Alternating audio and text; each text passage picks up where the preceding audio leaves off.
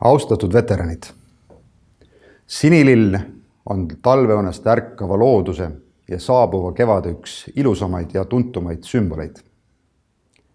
Eesti elanikud kannavad uhkusega sinilille märke teie auks terve aprillikuu.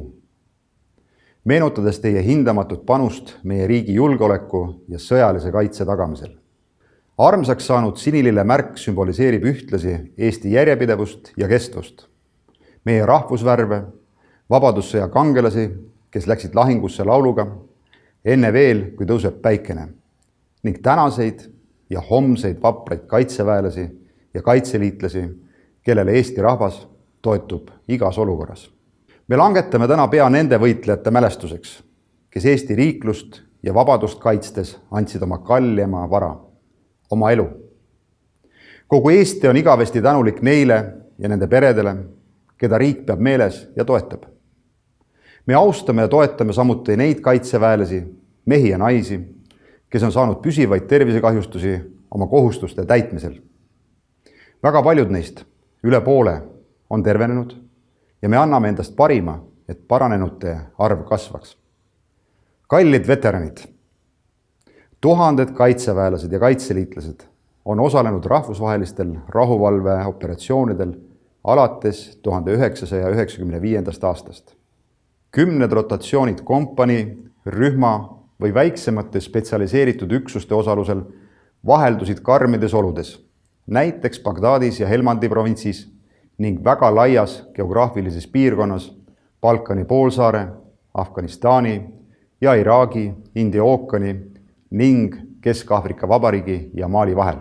Kaitsevägi on tugevam kui kunagi varem, sest teie veteranid tõite ja toote jätkuvalt koju hindamatuid oskusi ja kogemusi välismissioonidelt. Osalemine rahvusvahelistes operatsioonides NATO, Euroopa Liidu ja ÜRO egiidi all või muus formaadis, näiteks koos Prantsusmaa ja teiste liitlastega Malis, tugevdab igati Eesti suhteid NATO ja Euroopa Liidu liikmetega.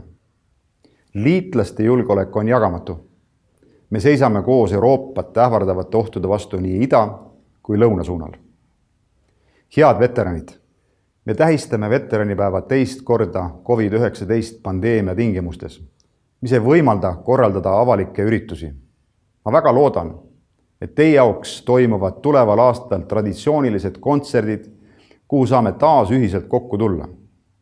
Kuid usun, et täna võin koos teiega tunnustada ja tänada ka neid vormikandjaid, kes vastutavad meie siseturvalisuse eest ning kellele viimane aasta on olnud eriliselt väljakutsete rohke. Me peame samas harjuma mõttega, et pandeemiajärgne maailm, kui sellisest terminist saab tulevikus rääkida, on teistsugune.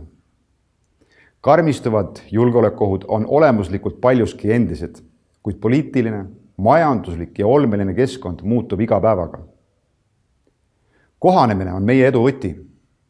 Peale kasvavad põlvkonnad võtavad teilt eeskuju. Teid veterane on täna umbes 3000, kuid teie arv ja kvaliteet kasvab, sest tulevad uued missioonid ning värsked teadmised ja kogemused. Kaitseväeteenistuses ja reservis ning Kaitseliidus tegutsevad veteranid on ja jäävad Eesti kaitsjate tuumikuks. Austatud veteranid, täna on ka jüripäev, mis märkis Eesti rahvakalendris kevade ja kevadtööde algust.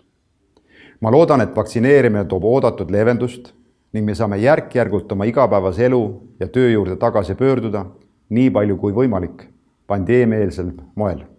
Soovin teile ja teie peredele tänase päeva puhul palju õnne. Aitäh teile!